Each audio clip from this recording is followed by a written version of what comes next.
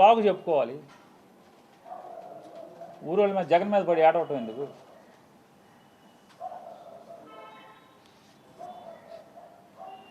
నిజంగానే ఈ కామినేని శ్రీనివాసు ఇట్లాంటి అవాకులు చవాకులు తప్పుడు మాటలు నిజంగా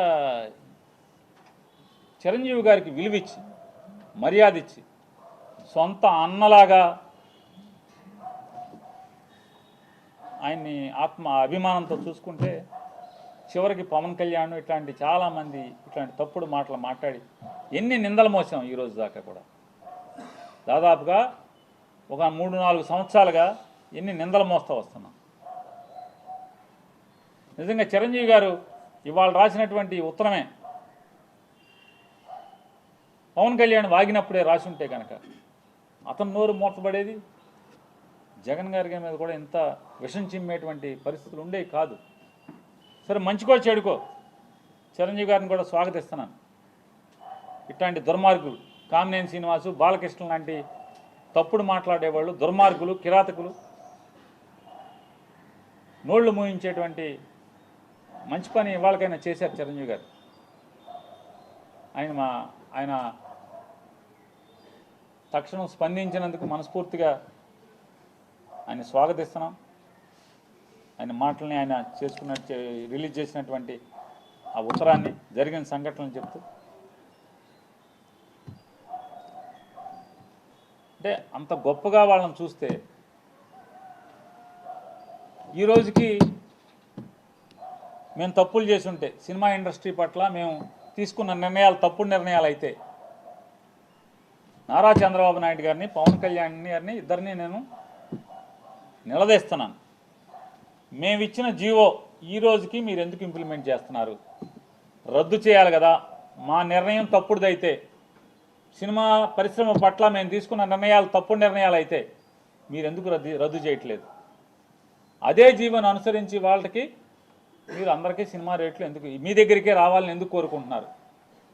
ఆ రోజు జగన్మోహన్ రెడ్డి గారు సినిమా వాళ్ళని కాళ్ళకాడికి పిలిపించుకోవడం అని మీరు దుర్భాషలాడింది, మరి ఇవాళ మీరేం చేస్తున్నారంటున్నారు? ఎవరి కాళ్ళు బ్లాక్లో అమ్ముకోవచ్చు కదా, మీరెందుకు నియంత్రిస్తున్నారు? మీ కాళ్ళకాడికి ఎందుకు రావాలని కోరుకుంటున్నారు?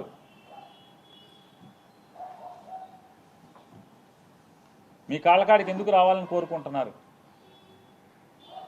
అంటే మీరేమో పైనుంచి పైలోకం నుంచి సరాసరి బ్రహ్మదేవుడు బొడ్లోంచి ఊడిపడ్డారు. జగన్మోహన్ రెడ్డి గారేమో వాళ్ళ అమ్మ కడుపులోంచి ఊడిపడ్డాడు నేల మీద.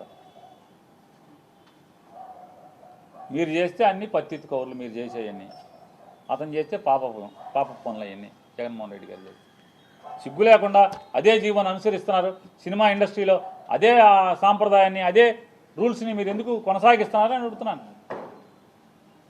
కొనసాగించకూడదు కదా.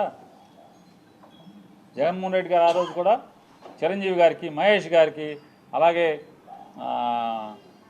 మన రాజమౌళి గారికి, ప్రభాస్ గారికి, వీళ్ళందరికీ చెప్పారు, నా భయం ఏం లేదు అన్నా, నా భయాలు ఒకటే, మీరు పేదవాడికి సినిమా టికెట్ అందకుండా తీసుకెళ్ళిపోయే పరిస్థితి ఉంటే, కుటుంబం సినిమాకి వెళ్తే మినిమం 1000 రూపాయల నుంచి 2000 రూపాయలు లేచి వెళ్ళిపోతే,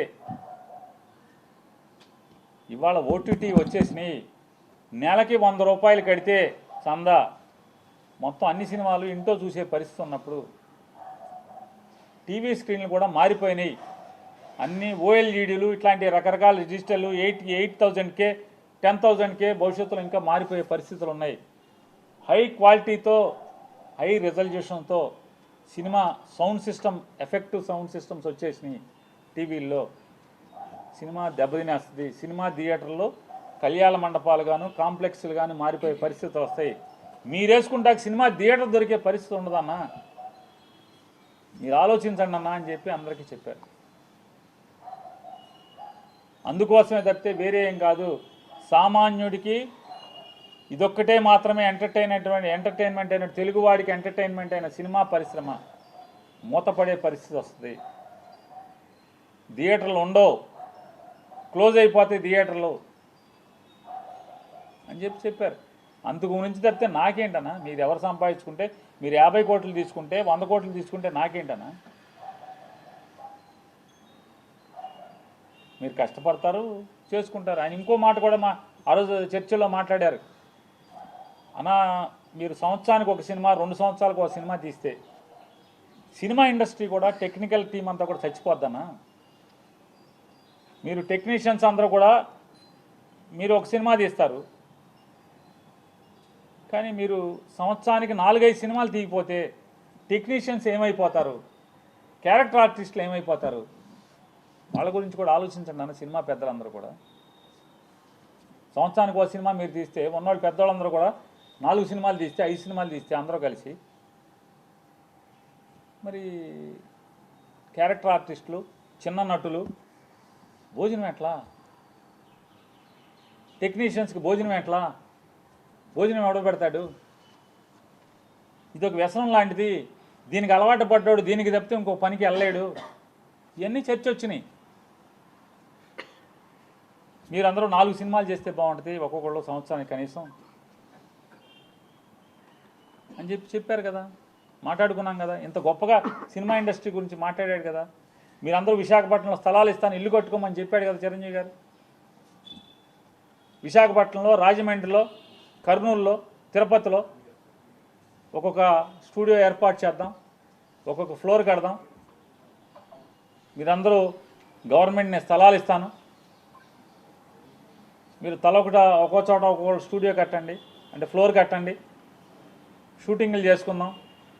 మీరు కాపురాలు కూడా వైజాగ్ రండి అని చెప్పని జగన్ గారు మిమ్మల్ని రిక్వెస్ట్ చేశాడు కదా. వెంటనే చిరంజీవి గారు స్పందించి స్థలం కూడా కొనుక్కున్నారు కదా.